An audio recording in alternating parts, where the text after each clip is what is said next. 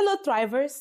What if I told you that the time when your life seems to be stagnated or just not progressing at the pace that you would want could be the most fruitful and productive season of your life?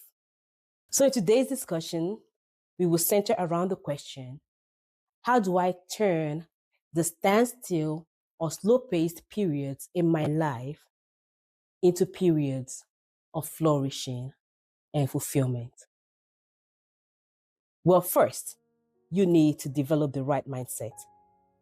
And in the last episode, I shared 5 principles you can keep in view to encourage you during periods of waiting. The principles I shared will change how you view and approach periods of waiting. And in today's episode, I'm taking it even further. Now that you have the right mindset, I will share 4 practical tips you can immediately start applying to help you remain fruitful and productive when your life seems to be at a standstill or moving at a slow pace. By the way, today's episode is still part of our ongoing series on blueprints for a thriving life, but it is a continuation of a blueprint that I started to discuss last week, blueprint number 4. Pursuing God's plan for your life will entail going through periods of waiting.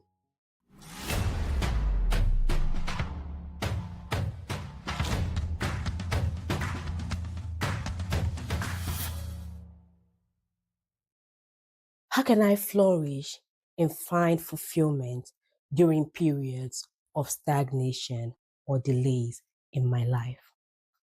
First, you need to change your concept of time. Our culture has ingrained in us certain views of time that does not necessarily agree with God's views. To illustrate, check out these 3 common phrases we often use in reference to time. I don't have time.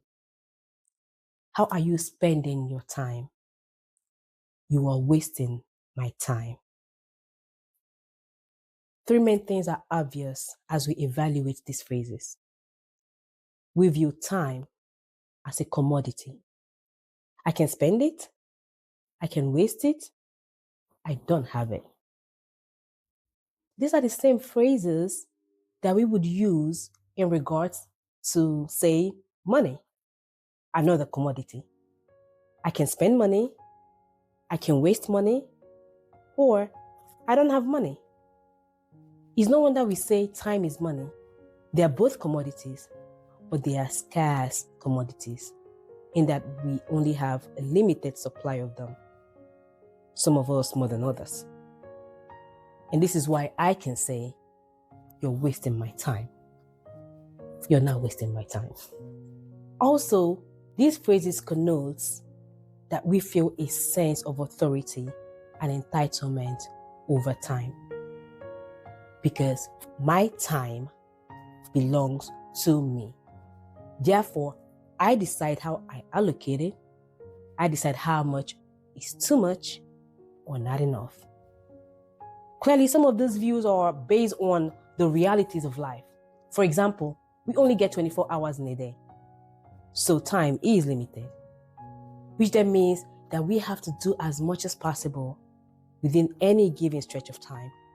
So when we are at a standstill or just not moving along at a fast pace, there is this sense that we are wasting time, a scarce commodity. We feel like we are not making the most of time. Of course, one problem with this way of thinking is that we assume that our judgment is accurate and truly representative of the situation. But how can we be sure of this since we are finite humans with limited knowledge? The other human reality is that we like to be in control, including being in control of the pace and progression of our lives. When we are forced to wait, it means we cannot utilize time as we please. So we feel stuck, helpless, impatient, and generally dissatisfied. All of these make it difficult for us to flourish and find fulfillment during periods when God forces us to wait for the unfolding of His plans in our lives. Therefore, to correct this, the first thing you must do is change your concept of time from a commodity that you own to a gift that God has bequeathed to you to steward. Because in reality, time belongs to God. He initiated the concept of time, defines how it should function in our lives, and sets the predetermined time frame for each person's entire existence on earth. So time belongs to God, and He alone controls time. Let's explore some Bible passages that reveal this truth. Genesis 1 verse 14 says, "And God said, let there be lights in the vault of the sky to separate the day from the night, and let them serve as signs to mark sacred times and days and years."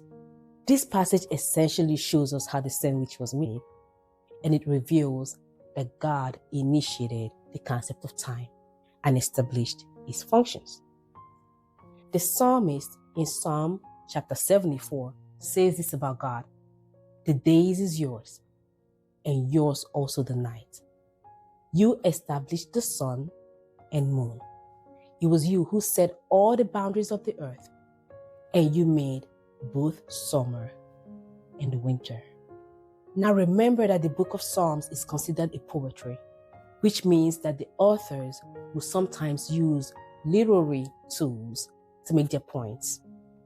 Here, summer and winter may denote literal seasons, but could also be metaphors for seasons when things are going well and seasons when things are bleak. In the bigger discussion in this chapter, things are actually not going well. The psalmist and the nation of Israel as a whole are in a period where they are fervently praying and waiting for God's help. Let's just say that they are in a season of stagnation. The psalmist is lamenting and praying for God to change their circumstance. But in the same breath, he recognizes God's sovereign control over every season that they might find themselves in. Both in the summer, when every day seems to be sunny with blue skies, and winter, when the days are shorter and the dark times longer, and the skies are mostly gray. These are all metaphors that speak to seasons when things are progressing well and seasons when things are bleak or stagnated. Now, in another chapter in the book of Psalms, the psalmist also says this of God: "Your eyes saw my unformed body. All the days ordained for me were written in your book before one of them came to be." Job also echoes similar thought when he says, "A person's days are determined. You have decreed the number of his months and have set the limits he cannot exceed." In these passages, the authors recognize that God sets the boundaries of how long we each would exist on earth. So if we are to adopt the views of these Bible authors, we would become more cognizant of the primacy of God in our lives and in the various seasons that He has determined for each of us to exist in and fulfill our purpose.